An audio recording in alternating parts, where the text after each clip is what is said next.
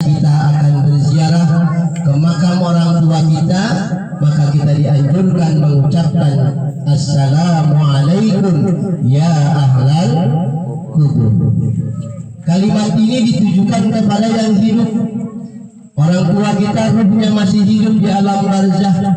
Apakah mereka mendengar ucapan salam kita? Mendengar. Akan tetapi mereka menjawab salam dan jawaban salam almarhumah orang tua kita tidak bisa mendengarnya. Oleh karena itu, kematian bukan akhir segala-galanya. Ada kehidupan setelah kematian, yaitu yang disebut dengan alam barzah. Alam barzah itu adalah merupakan pintu gerbang menuju akhirat. Di sana ruh orang tua kita masih hidup. Makanya saya ingin menyampaikan kepada seluruh jamaah tahlilan, ada 3 hal yang dinanti oleh orang tua kita. Ada 3 hal yang dirindukan oleh orang tua kita yang sudah meninggal dunia. Mana yang pertama yang dinantikan oleh orang tua kita? Yang pertama adalah doa dari seorang anak. Ditunggu doanya, membaca istighfar, memohon ampun kepada Allah Subhanahu wa taala untuk orang tuanya. Al-kisah, di dalam sebuah kisah di alam kubur, si mayit sedang disiksa. Lalu tiba-tiba siksanya berkurang dan siksanya berhenti. Begitu disiksa oleh malaikat, siksanya berhenti. Lalu si mayit bertanya kepada malaikat, wahai malaikat, kenapa engkau berhenti menyiksaku? Kenapa engkau berhenti memukulku? Kata si mayit. Apa jawaban malaikat? Bagaimana aku memukulmu wahai mayit, sedangkan anakmu di dunia yang masih hidup memohonkan ampun, membaca istighfar untuk engkau. Jadi istighfarnya seorang anak, memohonkan ampun kepada orang tuanya, ini dapat meringankan siksa di alam kubur orang tuanya. Maka tertuang di dalam Al-Quran, Rabbighfirli wa liwalidayya warhamhuma kama rabbayani shaghira. Di dalam Al-Quran dituangkan, maka sekurang-kurangnya kita doakan orang tua kita seusai sholat. Mendoakan orang tua jangan hanya saja kita tahlilan, jangan hanya saja kita selamatan, jangan hanya saja ketika haul, tapi mendoakan orang tua setiap saat dan setiap waktu. Doakan orang tua kita senantiasa. Ketika kita mendoakan orang tua kita, maka siksanya akan diringankan oleh Allah Subhanahu wa ta'ala. Maka ketika kita banyak mendoakan orang tua, akan membawa manfaat bagi si ahli kubur dan akan membawa berkah bagi kita anak yang mendoakan orang tua.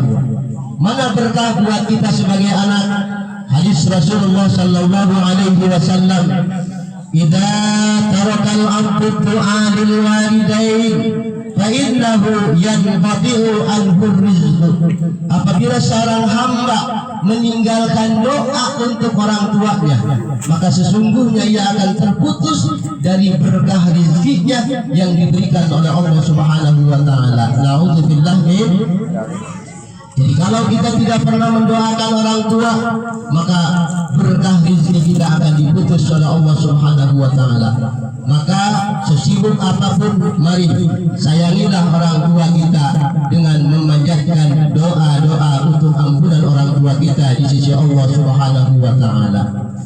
Lalu yang kedua yang dirindukan oleh orang tua kita adalah kebaikan yang dilakukan oleh orang tua kita dilanjutkan oleh anak-anaknya.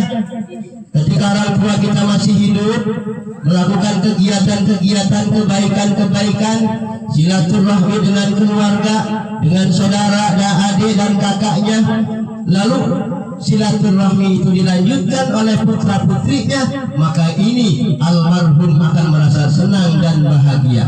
Tapi sebaliknya, jikalau kita sebagai keturunan anak cucunya bercerai-berai, memutuskan tali silaturahmi, maka orang tua kita merasa sedih dan sedih. Kenapa? Karena anak keturunannya, anak cucunya tidak melanjutkan kebaikan-kebaikan yang dilakukan oleh orang tuanya. Bil khusus almarhumah ini, kebaikannya yang saya lihat alhamdulillah di sisi nilai ibadah sholat berjamaah maghrib, isya dan subuhnya di saat beliau ini sehat datang ke masjid dengan usia yang 60 sampai 70 tahun.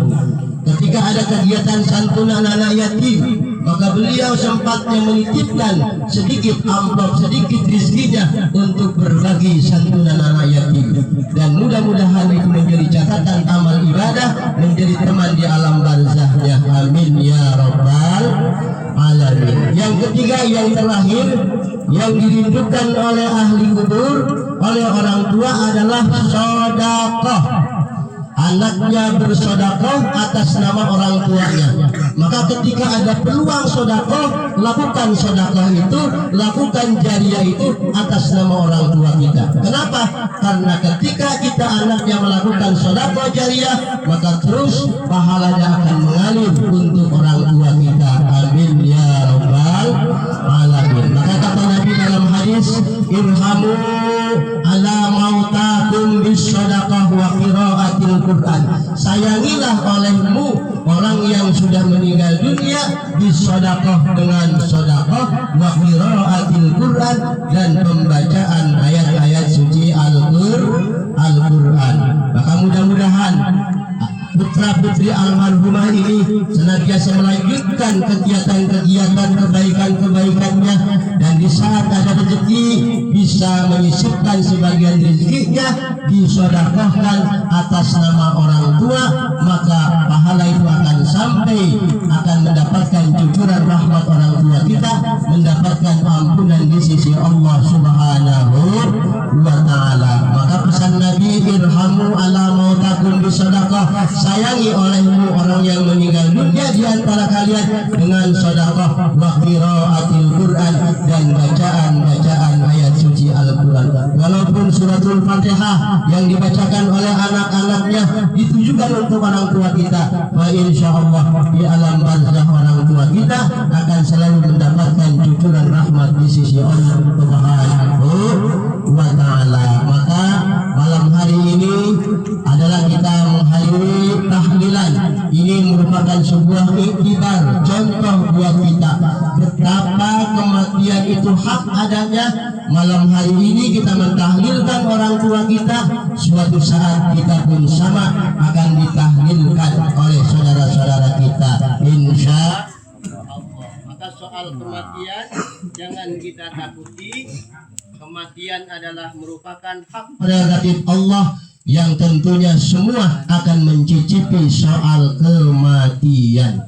Kullu nafsin dha'iqatul maut, setiap yang bernyawa pasti akan mencicipi soal kematian. Enggak tua, enggak muda, enggak sehat, enggak sakit, kalau memang udah waktunya pasti kita akan menghadap Allah Subhanahu wa ta'ala. Jangan mentang-mentang masih muda, saya masih muda, nanti aja ibadahnya, nanti aja sholatnya, umur mah tidak begituan. Memang kata Nabi, a'maru ummati ma baina sittina wa sab'in, rata-rata umur umatku itu kata Nabi antara 60 sampai 70 tahun. Kalau memang ada yang 75, 80, itu sudah merupakan bonus dari Allah Subhanahu wa ta'ala. Lihat para sahabat Nabi kita Muhammad meninggal dunia usia 63 tahun. Para sahabat yang lainnya bahkan sahabat-sahabat yang hafal Al-Quran banyak yang meninggal dunia usia 63 tahun. Maka di sini kalau ada yang usianya sudah 62 tahun 11 bulan 29 hari, wayahnya malaikat Israel sudah sampai perapatan tuh. Hati-hati ya, hati-hati. Kalau sudah umur 62 tahun 11 bulan 29 hari itu malaikat Israel sudah di perapatan. Yang repot lagi kalau malaikat Israelnya naik ojek. Nah itu dia, gitu ya. Tapi ciri-ciri kematian sudah ada, sudah diperlihatkan oleh Allah. Mana ciri-ciri kematian yang diperlihatkan oleh Allah? Yang pertama, yang tadinya rambutnya hitam sekarang udah pada putih. Ada yang udah pada putih rambutnya, ada? Iya. Kalau yang rambutnya sudah pada putih itu merupakan teguran dari Allah. Sen, lampu sen tuh, awas hati-hati. Yang tadinya giginya rapi sekarang udah pada ompong. Ada yang ompong, ada? Ya, kalau yang udah pada ompong wayahnya tuh. Ya, bentar lagi Israel udah sampai perapatan. Yang tadinya kulitnya bagus sekarang udah pada kayak tuh, yang udah pada keriput, hati-hati. Ya, itu semua adalah ciri-ciri tanda kematian. Yang kita takuti bukan soal kematiannya, yang kita takuti adalah bagaimana setelah kita dipanggil oleh Allah, apakah kita sudah punya bekal apa belum. Ini apa bekal yang kita bawa menghadap Allah? Iman dan takwa dan amal soleh menghadap Allah Subhanahu wa ta'ala. Mudah-mudahan kita doakan almarhumah orang tua kita yang min ahlil khair, min ahlil ibadah, senantiasa dimasukkan ke dalam surganya Allah Subhanahu wa ta'ala, dan keluarga yang ditinggalkan diberikan kesabaran, diberikan kesehatan, diberikan kemudahan oleh Allah Subhanahu wa ta'ala dari mengurus jenazah dari mudah-mudahan tentunya mendapatkan balasan yang berlipat ganda. Amin ya rabbal alamin. Wa likulli niyatin shalihah la hadratin nabi al-fatihah.